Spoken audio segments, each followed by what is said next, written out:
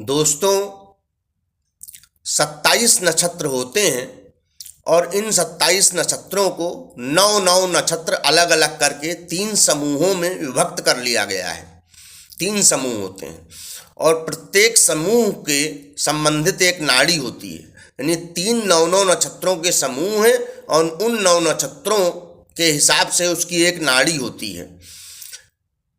तो एक 9 नक्षत्रों का समूह आदि नाड़ी को अभिव्यक्त करता है, एक 9 नक्षत्रों का समूह मध्य नाड़ी को निरूपित करता है और एक 9 नक्षत्रों का समूह अंत नाड़ी को निरूपित करता है।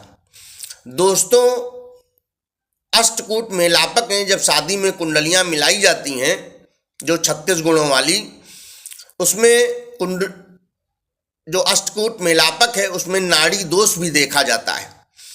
तो यदि वर और वधू की दोनों की नाड़ी एक ही है, जैसे आदि ही हो गई दोनों की, या मध्य ही हो गई दोनों की, या अंत ही हो गई दोनों की, तो इसे सम नाड़ी कहते हैं और सम नाड़ी में नाड़ी दोष माना जाता है, वो नाड़ी दोष कहलाता है।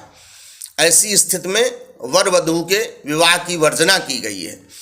परंतु मैं यहाँ पर बता रहा था कि यदि नाड़ी अलग अलग हो, किसी की आदि है वर की मान लीजिए और मध्य है वधू की, तो नाड़ी दोष नहीं माना जाता है।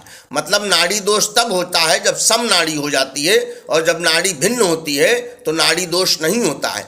इसमें मैं आपको एक बहुत विशेष बात बताने जा रहा हूँ। वो बात ये है कि कभी नहीं, सदैव ऐसा ही होता है जो बात बता रहा हूँ। यदि मान लीजिए सम नाड़ी किसी की नकल आए तो वर वधू का नक्षत्र जरूर देखिए कि उसका नक्षत्र क्या है।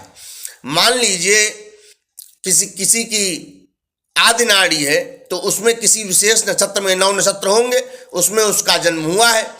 तो यदि उसी नक्षत्र में यानी सम नाड़ी होते हुए भी नक्षत्र भी एक हो जाए वर वधू का, और एक नक्षत्र के 4 चरण होते हैं दोस्तों, परंतु चरण भिन्न हो, तो ऐसी स्थिति में नाड़ी दोष नहीं माना जाता है। मैं पुनः बता दूं, यदि नाड़ी सम भी हो जाए लेकिन नक्षत्र एक ही हो और नक्षत्रों के चरण में अंतर हो वर वधू की, तो नाड़ी दोष नहीं माना जाता है। ये आप सदैव याद रखें।